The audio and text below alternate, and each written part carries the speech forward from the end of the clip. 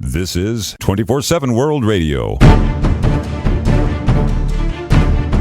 World Radio with Brother George Widger today. Finally have him on, and so it's good to have you back, Brother George. Well, likewise, Brother Eric. A happy Jesuitical Counter-Reformation, Freemasonic, Christopher Columbus New Year's. That's exactly what it is. God deliver us. Oh, George, when we get our own historically new white nation that's Protestant and Baptist, believing only the Reformation Bible, then we can set up our government so that it will never, ever acknowledge this awful Gregorian calendar and go back to the Julian calendar. Amen. Well, what do you have for us today, George? Well, I realize normally I am on with you the second hour each Monday, but I guess we had some issues, but I'm on here today. Okay, my scripture verse is Proverbs 6, verses 16, 17. Proverbs 6, verse 16 and 17. These 6 things doth the Lord hate, yea, 7 are an abomination unto him. Verse 17, a proud look, a lying tongue, and hands that shed innocent blood. I'd like to accent the last part of verse 17, hands that shed innocent blood. Now, the author of the book of Proverbs was King Solomon, David's son. He lived back in the 10th century BC. So you're talking about 3,000 years ago. Now, when he talks about hands that shed innocent blood, you could be talking about literally strangling somebody, stabbing somebody, something along those lines. But you could also be talking about doing something vicariously, ordering a hit, a bombing, an assassination, a drone strike, whatever. And just bring this up to the 21st century. I guess the World Health Organization, the WHO, declared the pandemic on March 11th, 2020, so almost 3 years ago. A week before, on the 4th of March, Gavin Newsom declared a state of emergency in California for the so-called pandemic. And now, fortunately, Newsom declared it in October. The state of emergency will be ending on February the 28th. So it will have lasted almost 3 years. Now, legally, he can do that because we have something here in California, as they have in just about every U.S. state, an emergency act. It's called California Governmental Code 8558, that the governor can declare a state of emergency for a natural or otherwise unnatural disaster, flood, fire, earthquake, riot, an outbreak of some sort. Now, however, according to law, it can only be in effect for a maximum of 60 days, 60. So theoretically, that should have expired by early May of 2020.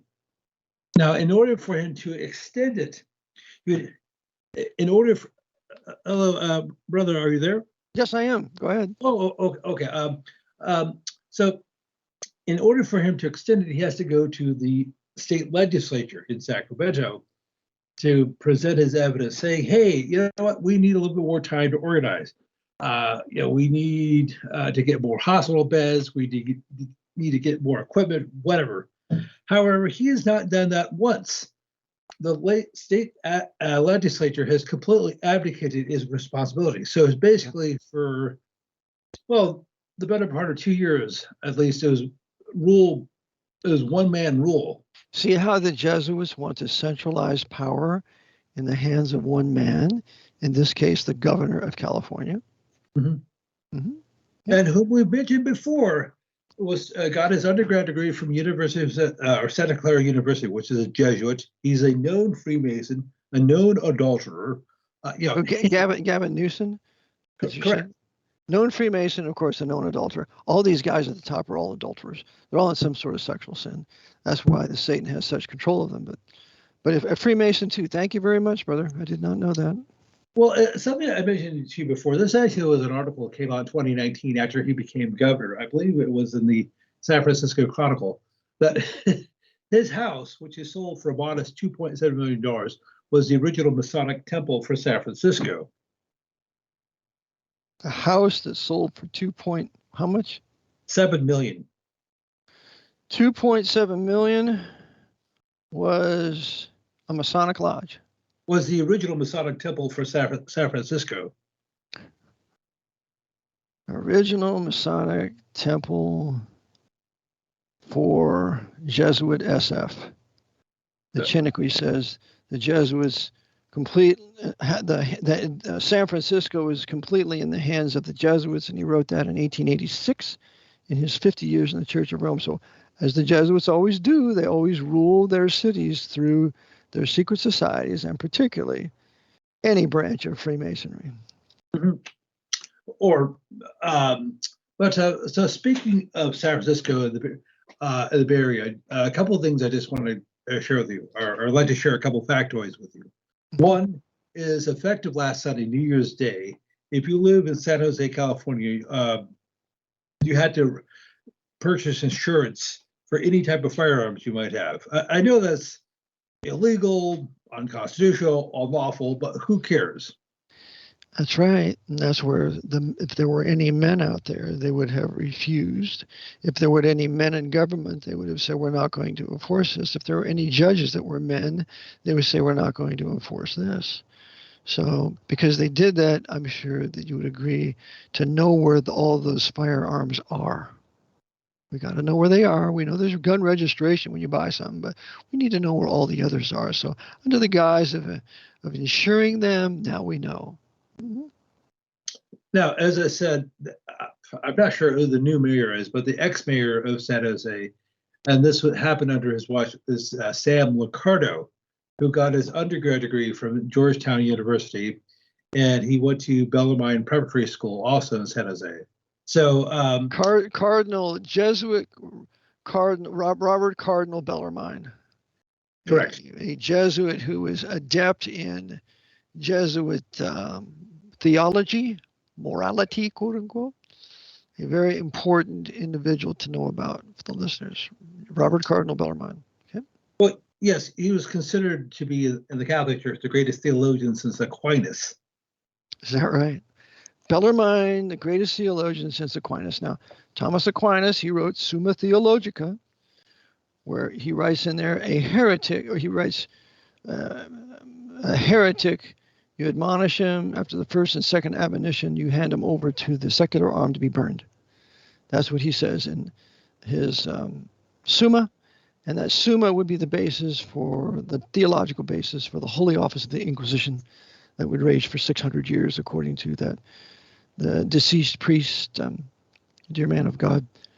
Oh, what's his name? He has a video on it. Richard. Talk about Richard Bennett. Richard Bennett, yes, he has a very good video on the Inquisition. I recommend everybody get it. I think he's deceased now, but it's still available. Well, I actually met him once. This was like 12, 13 years ago. He was actually visiting my old congregation. And very interesting fellow. I would love to talk about the late Richard Bennett. However, I have other material to cover. Oh, yes. I didn't mean to sidetrack you, George. Okay. Anyhow, so today is January 6th, and it is the second anniversary of that, I was going to call this great nonsense that took place in the Capitol. You mean the insurrection? You mean the revolution? Is that what you're talking about? Something like that. And so that has been used as a pretext to basically clamp down on social media even more. And you had, so the whole rationale behind that is, you had thousands of angry Americans who went to the Capitol and millions more who didn't go, who actually legitimately thought the presidential election of 2020 was stolen. And these well, those white Americans, they were not really violent. They were not there wanting to cause a riot. They were encouraged by the Jesuit Coadjutors of the CIA and the Capitol Police to do that. And it was only a few of them that did it. It wasn't the vast group of people that were there.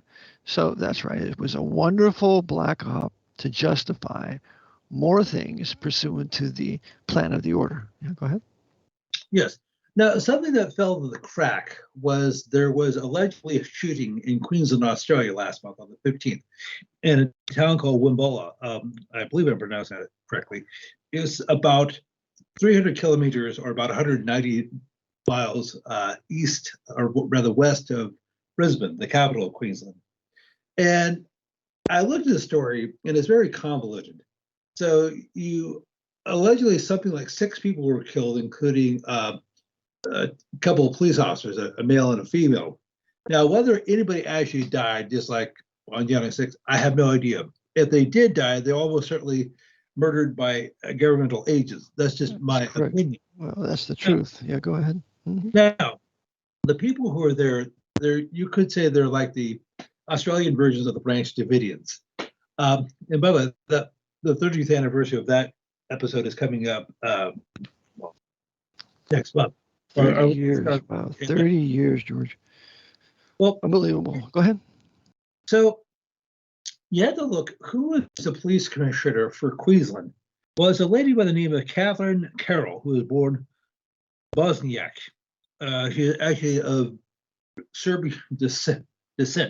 Now, one of the stereotypes about Australia is that the white people there are from the British Isles. England. What's that last name again? Catherine what? Well, her married name is Carroll, but her maiden name is Bosniak, Bosnjak, Bosniak. Well, Carol is Irish, so she married an Irish Catholic. Go ahead. Yes. Now, but you do have other ethnic groups, people from outside the British Isles that are living in Australia. Now, I'm not talking about people from Asia or Africa. That's another conversation altogether. Now, yes, she did grow up Catholic, and she went to St. Bernard's High School, which is an all-girls Catholic school. And she was born on November the 17th, 1963, and so she is the first female police commissioner for Queensland. Mm-hmm. First police commissioner. Oh, we should all, first female, that's right. So we should all rejoice that these women now have places of government power. We should rejoice over that, right? Rather than weep and repent, because that's not the place for women. More women you have in power, the more apostate your nation becomes, and then the more Jesuit control. But go ahead. Now, as I said, now like America, Australia is organized into states. However, they call what we call a governor, they call a premier. The current premier of Queensland is Anastasia Palaszczuk. I'm not sure if I'm pronouncing that correctly. She's a Polish descent. Now, she was born in Australia, but she also grew up Polish Roman Catholic. And this is the premier of Queensland. Correct. You have a Roman Catholic woman. Okay. To further Catholicize Australia, they're composed of apostate, white Protestant and Baptist peoples descended from the English and others, because, Cromwell sent the fanatical Irish Catholics to Australia during the Irish Revolution there that Cromwell had to put an end to. But go ahead. Well, her neighbor, New Zealand, which is about 1,000 nautical miles to the east, that was populated almost exclusively by Scottish and Scots-Irish people, and the majority there who are historically Presbyterian. As a matter of fact, the largest faith in New Zealand is Presbyterian, although they're being just as brutalized today as their Australian neighbors. Oh, sure. Yeah, they got to bring down New Zealand. It's a historic white Protestant country. So we got to bring that down, too. Mm-hmm. Okay, however, Queensland is not an outlier. It's not an anomaly here. If you look at Michael Gutter, who is the Premier of Northwest Territories, he's also Roman Catholic. You have Dan Andrews, who's the Premier of Victoria, who's also Roman Catholic. The current Prime Minister of Australia is Catholic, is Albans or something along those lines. And of course, the Prime Minister of Australia, the leading man in power, the Prime Minister is who? His name is Anthony. I can look it up for you in just a moment. Okay, well, we can find it. It's Antony, and you said he's a Roman Catholic. Correct. So he's a Roman Catholic Prime Minister of Australia. Okay, very good. So Australia, the apostate. See, one lesson we need to learn here is that when a Protestant nation goes apostate and starts to adopt other Bibles other than the Reformation English Bible, the AV 1611, then its entire political process and political means there goes into the hands of the papacy, and they control it. The only thing that sets back the political power of the Pope is the reading and the practicing of that magical book, for lack of a better term, the Reformation English Bible, the AV 1611, in its present edition of 1769. Okay, couple things. Is Anthony Albanese? He's a Roman Catholic. Albanese, you say Albanese? Albanese, Albanese, Albanese, I believe. So he's openly Catholic. So you have all these people who have these chokehold positions in Australia, the national and state level. And they've had all this tyranny shoved down their throat over the last few years. Which goes to show that the papacy, with their people in power, institutes absolutist governments, which we would call tyranny, wherever they go. That's why the Roman Catholics were not allowed to vote in the Netherlands. They were not allowed to vote in England for a long time because the Protestants knew then that if the Catholics got in power, they would destroy the Reformation and persecute the Protestants and Baptists with the Catholics in places of political power. And that's a basic tenet of government that we all should know. Go ahead. Yes, indeed. So as I said, today's January the 6th, and it's the second anniversary of that the great nonsense. I'll just put it at that. What happened in the state capitol. Now, people like Kamala Harris have given speeches. She said it's in the same league as, say, Pearl Harbor or 9/11. Okay. Well, she would, because she was trained by Jesuits where? Well, University of San Francisco. There we go. So she's mouthing the dogma. Go ahead. Mm-hmm. And of course, all right, I was going to make a joke, but I think I'll hold off on that about Kamala Harris. Oh, speaking of political instability, the United States currently does not have a Speaker of the House. Really? Now, Nancy Pelosi held that position for the second time, but she stepped down, or she resigned for that position last year. And where did she go to school, George? Well, she went to Trinity College in Maryland. Her husband, Paul, her bisexual husband, Paul, got his undergrad degree from Georgetown University, as did Paulie Jr. And at least. And where did Nancy go? Oh, she didn't go to. She went to a Catholic college, I believe, Trinity College in Maryland. Well, she also went to the University of San Francisco. That was her alma mater. Yes.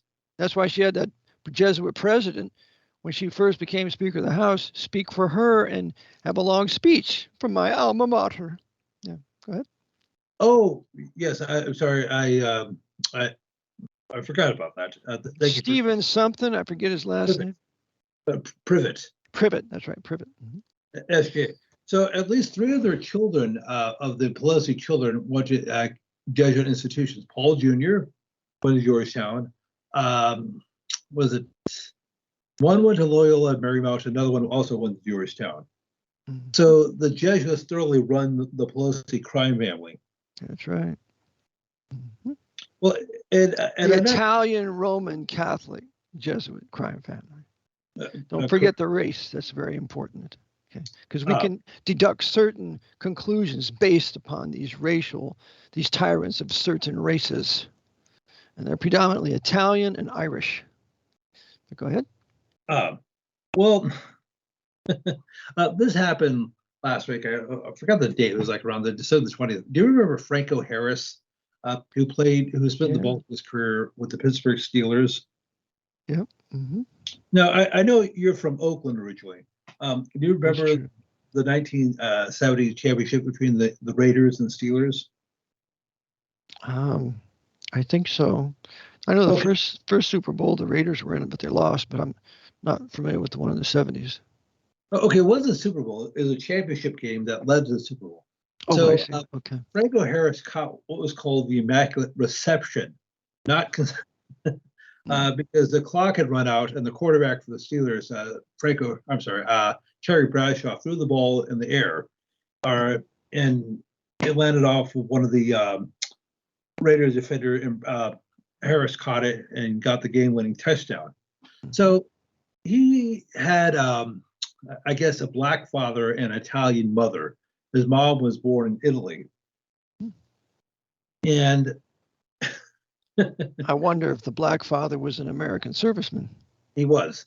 Just like that young boy who was beaten to death, whose father was Emmett Till, who was beaten to death by those white savages.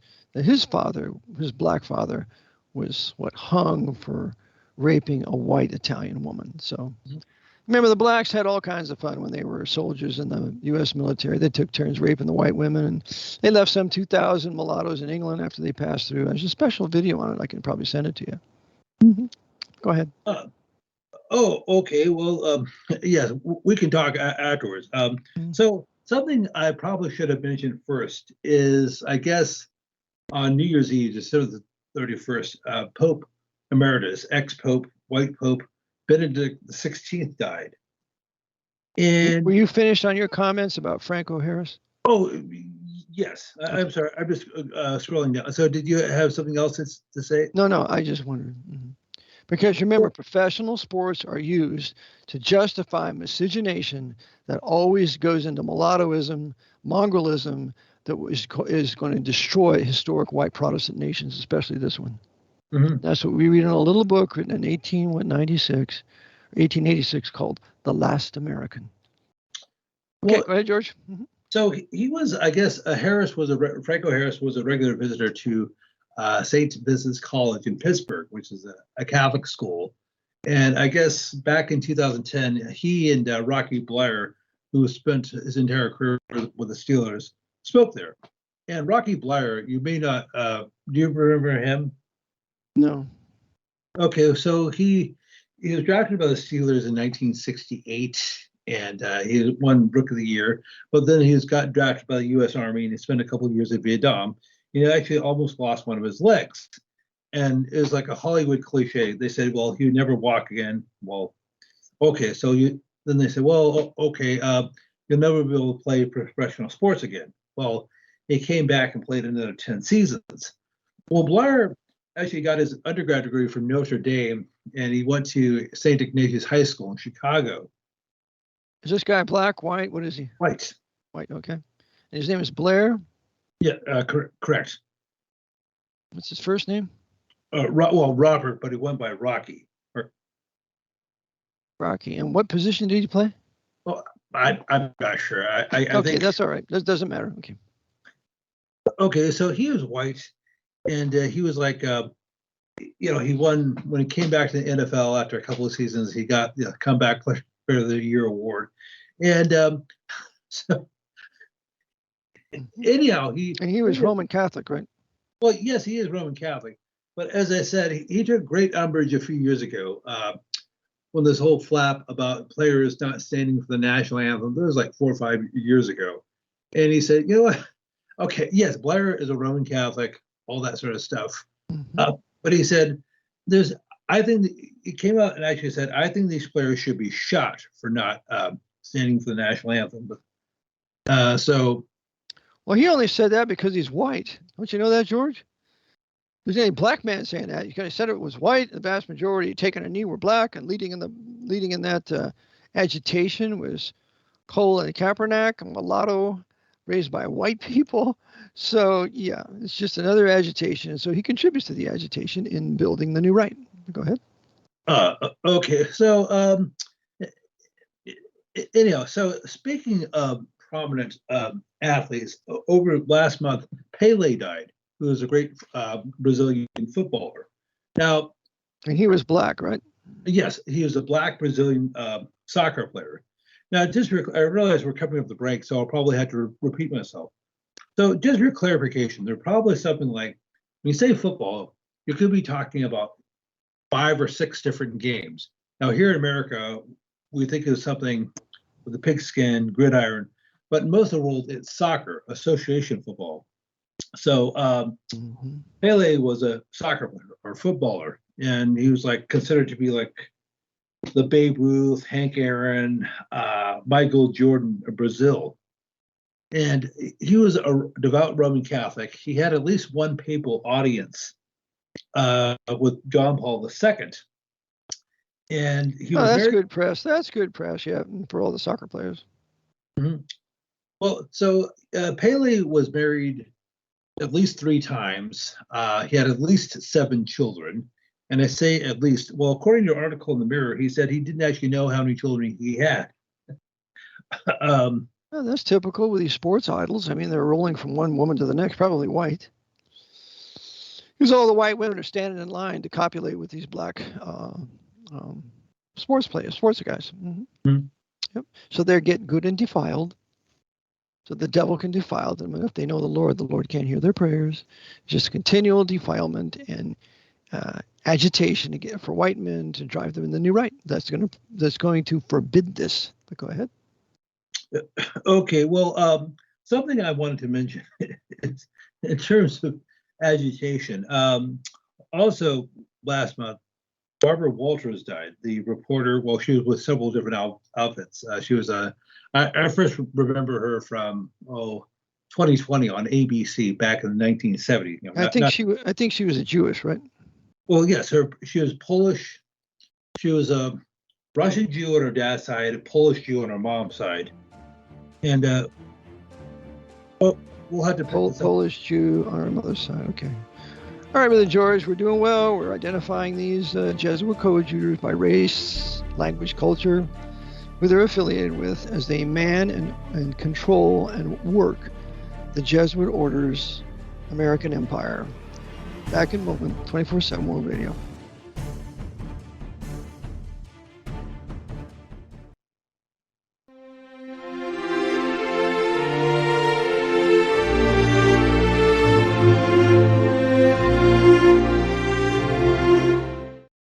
This is the Eric John Phelps Show on 24/7 World Radio. This is Brother Nicholas. Join me every Tuesday at 2 p.m. Eastern Standard Time for the German Bible Truth Hour and at 3 p.m. Eastern Standard Time for the Dutch Bible Truth Hour on 24/7 World Radio. This is Bruder Nicholas. Ich lade euch herzlich ein, mich anzuhören jeder Dienstag am 2 Uhr nachmittags, amerikanische Zeit, für die deutsche Bibelwahrheitsstunde und 3 Uhr amerikanische Standardzeit für die niederländische Bibelwahrheitsstunde am World Radio 24/7. Dit is broeder Nico. U bent hartelijk uitgenodigd om elke dinsdag om 2 uur Amerikaanse standaardtijd het Duitse Bijbelwaarheidsuur te volgen en 3 uur Amerikaanse standaardtijd het Nederlandse Bijbelwaarheidsuur te volgen op 24/7 World Radio. This is 24/7 World Radio, and you're listening to The Eric John Phelps Show. Radio with Brother George today as we review certain Jesuit coadjutors used by the order to man certain positions in the running and orchestration of the Pope's Holy Roman 14th Amendment, corporate fascist, socialist communist, American Empire under a military government for nearly 90 years, run by District of Columbia, overseen by Jesuits of Georgetown. That's how it is here in America today. Brother George. Oh, okay. So I'm sorry. Did you say District of Catholics or District of? District of Catholics, District of Criminals, District of Communists, the District of Cardinals, because you got a big cardinal there, and I'm sure they have a regular meeting there in District of Columbia. I think it's the National Conference of Catholic Bishops. But go ahead. Well, okay. DC is Rome and the Potomac, just as Justin Fulton warned about in his great book, Washington in the Lap of Rome. Okay, so for those listening outside of the United States who may not be familiar with who Barbara Walter was, just to give you some of her background, she was on the NBC, the National Broadcast Corporation show Today from 1962 to 76, ABC Evening News from 76 to 78, 2020, 79 to 2004, The View, 1997 to 2014. And she is noted for a number of famous and somewhat controversial interviews, among whom were some of the people whom she interviewed were Pat Nixon, Michelle Obama, both Donald Trump and Joe Biden, Fidel Castro, Anwar Sadat, Menachem Begin, Katharine Hepburn, Sean Connery, Monica Lewinsky, Hugo Chavez, Vladimir Putin, Mohammad Reza Pahlavi, Jean Ziem, and Bashar al-Assad. Now, she could not have got anywhere near most of those people unless she was cleared by the CIA. That's right. And she was also a member of the Council on Foreign Relations out of New York. Yes, you stole my punch. I'm sorry, George. Please forgive me. Yes, she was a member, as you say, she was a member of the CFR. She was also at one time, she was on the board of directors for the CR. Board of Directors. Of course, the CFR means the Council on Foreign Relations, established in 1921 after World War I, for the purpose of established there in New York by the Archbishop of New York, because he's overseeing it. At the time, it's James Cardinal Gibbons, the first American Pope. And so it's out of this association, this think tank, that men will be chosen to man positions, primarily in the executive branch and the press. Okay, so I don't mean to be crass, but they said part of the deal for her to land the interview, I've not had this confirmed, part of the deal for her to land the interview with Fidel Castro is they had to socialize. I'll just leave it at that. That wouldn't surprise me. They're all sex addicts for the most part. They're filthy rich. They have nothing better to do. So that's why you have Stanley Kubrick's Eyes Wide Shut. So it doesn't surprise me in the least. And the offspring are then used to man further positions in the empire, like Bill Clinton. But go ahead. Well, one of her early boyfriends, I guess this would have been, in the 1940s, was Bill Dwyer. William Vincent Dwyer lived from the 23rd of February, 1883, died on December the 10th, 1946. So he was something like more than 30 years her junior. He was a devout Irish Roman Catholic, owned several sports teams. 30 years her senior. Yes. Okay. He was born in, more than 40 years her senior. So she, one of her first boyfriends, I guess in the 1940s, was Bill Dwyer.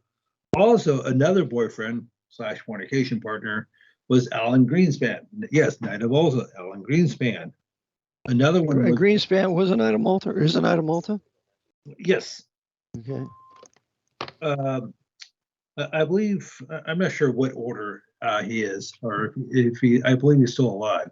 Also, another love interest of hers was John Warner, the high-level Freemasonic senator from Virginia.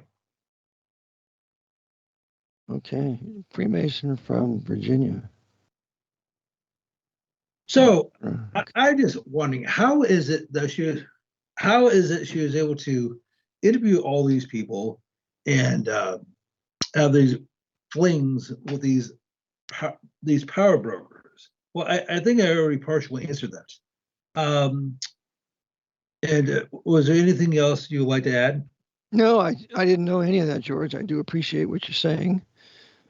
And it's just par for the course for these people. This is what they do. And that's why when the wicked bear rule, the people mourn. And that's why we have a great mourning in this land today. You have wicked rulers because of a wicked people. Yeah, go ahead.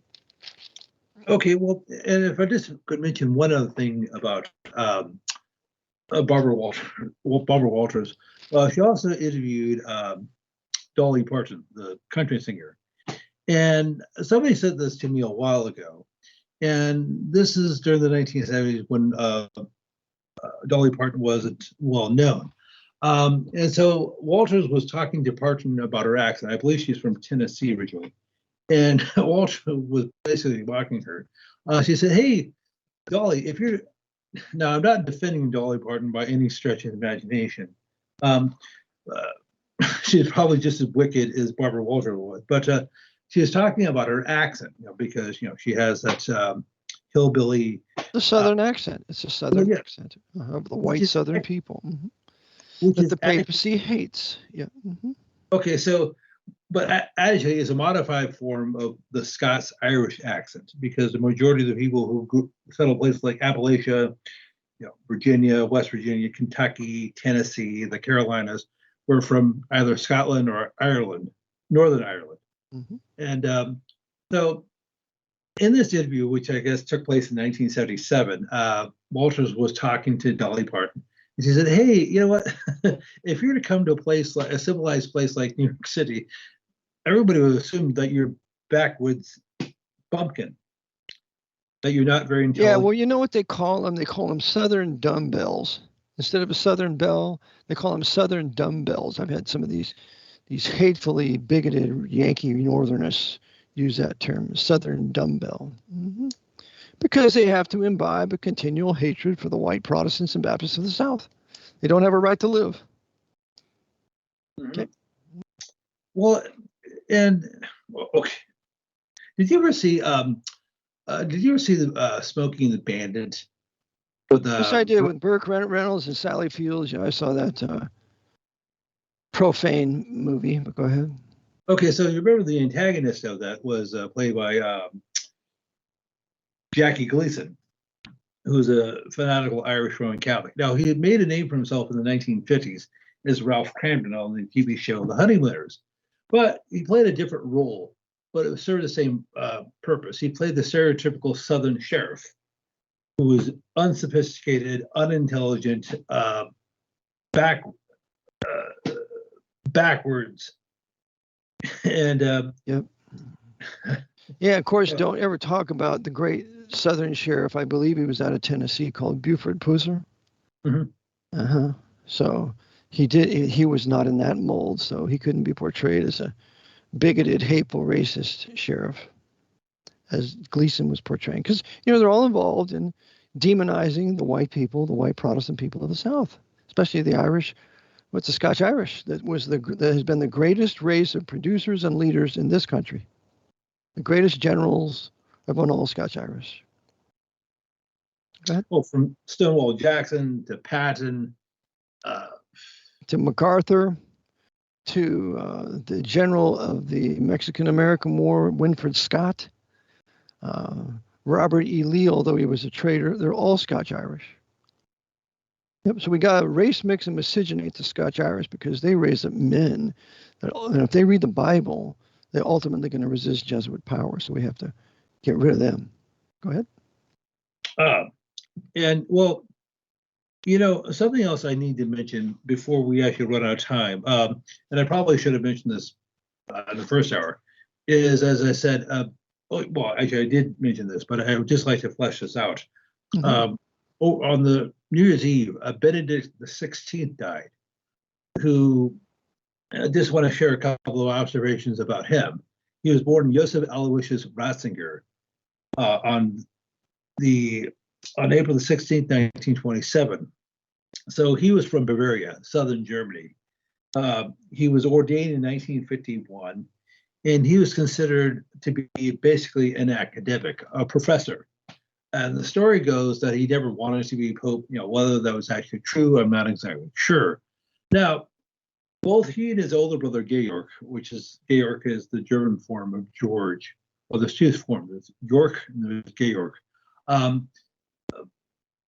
They're both conscripted into the Hitler Youth. And so Joseph served from 1943 to 45, and his brother from 41 to 45. Now, as I said, and to be fair to them, they had no choice in that. They were told by their parents and by the government, "You will join Hitler Youth." Mm-hmm. Okay, however, there are photographs of Ratzinger giving the Roman salute, aka Of the Nazi course. salute. Of course, he was in Hitler Youth. That's what they all did. Well, however, you did actually, all right, well, not to defend him, there are a number of German officials, officers, like Rommel, for example. He never gave the Roman salute. He just gave the standard salute. That's right. Also, because he was a Lutheran. I believe he was a Bible-reading Lutheran who was against the whole Eurasian Jewish Holocaust, which is why they had him commit suicide or killed him towards the end of the war. Mm-hmm. Now, I know I've mentioned this several times before, and I know people are probably getting tired of this, but the captain of the Bismarck was Eric Hindemont, his grandfather. His name was Otto Hindemont. He was named, the captain of the Bismarck was named in honor of Otto von Bismarck. Mm-hmm. Now, Otto's grandfather, Captain Lindbergh's grandfather, Eric Hindemont, was Bismarck's personal chaplain. Who had to be a Lutheran. Yes. So, there's no mention on the Jews and their lies at this time. Okay. Doesn't exist, and nobody's talking about it. Okay, so there's photographs of Captain Lindemann giving a standard salute. He was not a Nazi either. So you had a number of prominent German officers in the army and the navy who were not Nazis, but didn't turn out too well for them. Right. It's like Stauffer, who led the revolt in the attempt to assassinate Hitler. He loved Germany more than the Nazi Party. Of course, they shot him. Mm-hmm. But go ahead. Okay, so anyhow, so you had young Ratzinger, Joseph Ratzinger, the future Benedict XVI. Now, he was noted for a couple other things after his ordination. He ran basically what we call the Inquisition. I forgot, they changed the name of it back in 2017, the Office of the Propagation of the Faith, or is that what they call it? Office for the Propagation of the Faith. Mm-hmm. Yeah, it's just like in 1947, the U.S. War Department became the Department of Defense. Yes. Mm-hmm. I'm surprised they don't call it the Department of Peace. Yeah. Yeah. And by the way, the Ratzinger was also known as God's Rottweiler when he was the head of the Inquisition. So he was a very fierce individual in spite of his public image. Well, yes, and he was also a known Freemason. As a matter of fact, I'm not sure how many popes are Masons. So you have Francis currently, you had Benedict XVI, you had John Paul II, you had Paul VI, you had Pius XII. So at least 5 of the popes were known Freemasons. There's probably way more than that. That's right, Paul VI, and most definitely Pius XII. All in the Masonic Lodge, all busy working for the Jesuits, all worshiping Baphomet, all looking for the Antichrist. That would be the final pope, slain and risen from the dead. But go ahead. Okay, so in addition to running the Inquisition for up until like 2000, from the 1970s up until actually 1965 to 2002, Ratzinger was also one of the architects of Vatican II, 1962 to 1965. The other prominent figure of that was Karl Rahner. Not to be confused. Karl Rahner, R-A-H-N-E-R, the Jesuit. Correct. Was a Jesuit. Mm-hmm. So buried in a crypt in a Jesuit church in Innsbruck, Austria. Mm-hmm. I was there to see it many years ago. Okay. And by the way, Rahner, he was the overseer of Reinhard Gehlen when he established the Gehlen Org, later became the German secret intelligence service. So Karl Rahner oversaw German intelligence, and Walsh oversaw American intelligence. So that shows you the Jesuit power over these intelligence agencies that work together. Okay, so I remember reading about this. This is long before I heard of Vatican assassins or anything like that. This is back in April 2005, after the death of John Paul II, who was born Karol Joseph Wojtyla. I know that Wojtyla was Polish. That was standard new or common knowledge. But it struck me as odd that they'd actually have one of the major antagonists of Poland, a German, Ratzinger, become Benedict XVI. Now, it was Paul VI that elevated Ratzinger to the cardinal. What are they called? The cardinal Cardinalate. Yes. Mm-hmm. So in 1977, just before Wojtyla became John Paul II. Mm-hmm. So Germany invaded Poland in 1939, and I'm not going to address that. But I thought that Wojtyla would want nothing to do with Ratzinger. No, they're brothers. It's a brotherhood. The Roman hierarchy is a brotherhood that's intricately united. Mm-hmm. And they work together as a military war machine. I have a quotation in my book. There are two brotherhoods.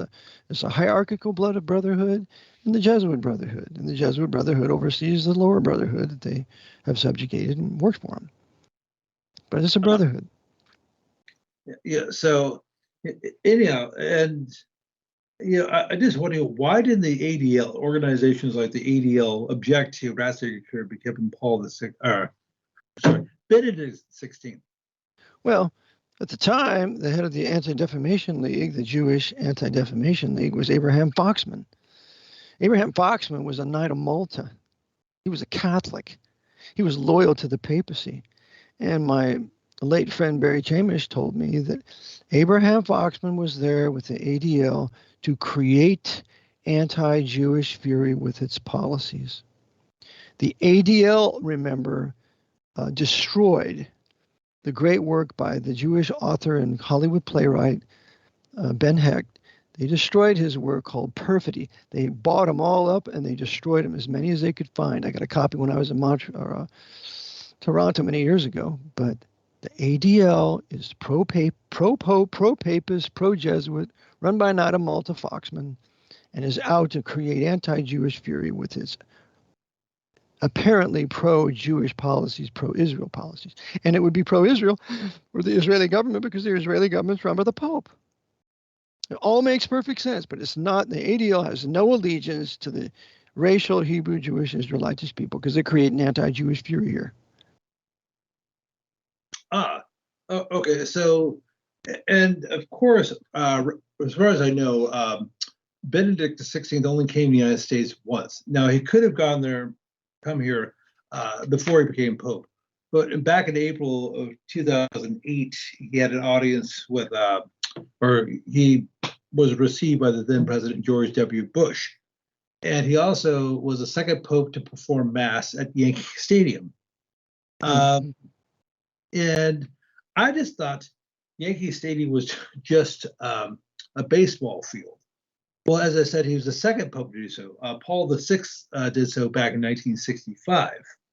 And I just wondering, why is it that these sports stadiums are basically shrines?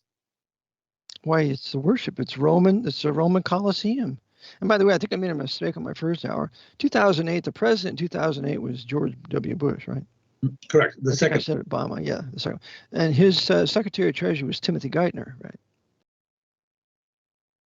Timothy Geithner?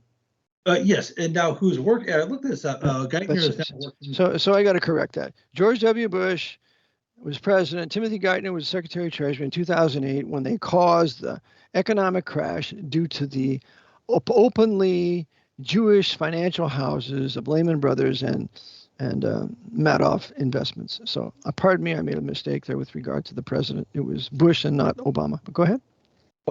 Sorry, I didn't notice it. So Geithner, I just looked this up, actually is now working for Warburg Pincus. Warburg Pincus.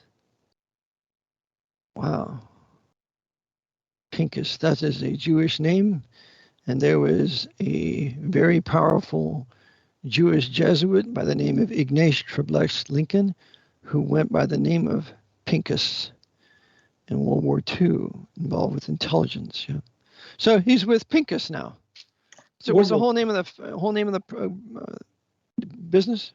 Warburg Pincus, Warbu. It is like the old Warburg. It's like Well, that's got a Jewish name. It's probably run by certain white Gentiles or Jews that are nice. But so he's working for Warburg Pincus. Geithner. Timothy Geithner. And he was friends. Yeah. Okay, go ahead. Mm-hmm. Oh, okay. So this will be my last point since we're coming up to the top of the hour. We got 6 minutes, George, so go ahead.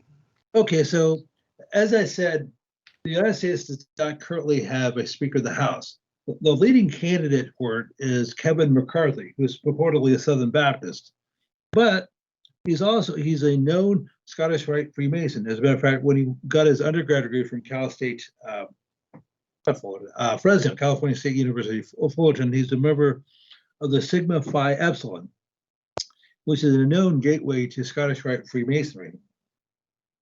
Okay, Sigma Phi Epsilon, the gateway to Freemasonry. Okay. Now, I mentioned this, as I said, this should be my last point, but as I said, after the Second 30 Years' War, aka World War II, there was a big push in the United States to get as many people as possible to go to college. Now, prior to then, virtually nobody went to university. Only 5% of the US population in 1940 had as much as an undergrad degree. So it was considered significant if you graduated high school. That was considered quite an achievement because most Americans did not graduate high school. That's why they had common sense. Amen. By the way, the minute, go ahead. Excuse me, George. Go ahead. So, in my humble opinion, there are several purposes to get as millions of people to go to college. One, so they can incur this massive debt load. Two, was to make it easier for them to be exposed to Greek societies, sororities, and fraternities, and which would ultimately culminate in them being involved with Freemasonry or the equivalent.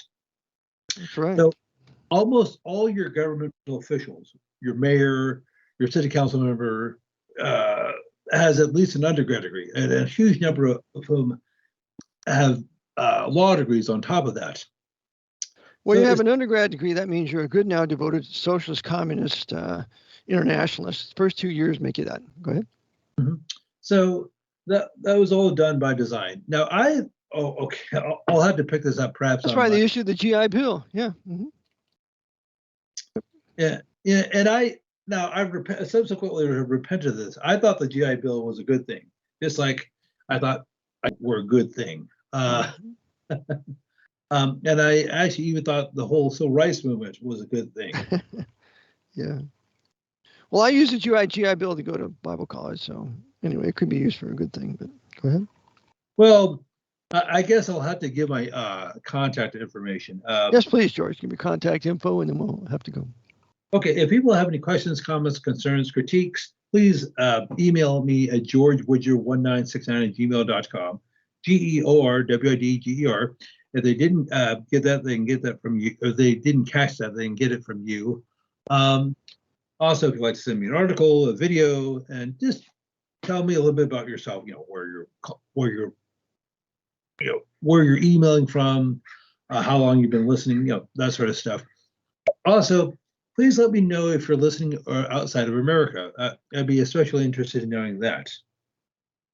That would be wonderful. I got two supporters from London here just in the last couple of weeks. So hopefully the broadcast is going into, well, hopefully people in London are starting to respond a little to the Jesuit rule of Great Britain. Yes. They now actually have the UK has their first non-white prime minister. We should all rejoice, shouldn't we? That's just wonderful. Cynic is his name, Rishi Cynic. Yeah. Mm-hmm. All right. Hey, Brother George, it was so good to have you. Wish you a good weekend, Lord's Day, as you worship him in spirit and truth. And Lord willing, we'll be back on Monday, and we'll be good for second hour. Okay, we'll go us. All right. Lord bless. Bye-bye. All right, Brother Eric John Phillips, thank you for tuning in today. I have a book, Vatican Assassins, Wounded in the House of My Friends. Please go to my website, vaticanassassins.org, and pick up a copy of the ebook there, and I have other things of interest that you might want to get. And also go to 24/7 World Radio, and you can listen to these broadcasts, at least the last 6 of them, If you just go to archive shows, click on the top, and there's EJPR 1, 2. We have for Nico, we have Eric Rodriguez, we have Brother Vlad, and you can listen to those broadcasts, and they'll be continually to be posted. The 6 most recent, or you can also obtain the annual broadcast for that particular year and offer that.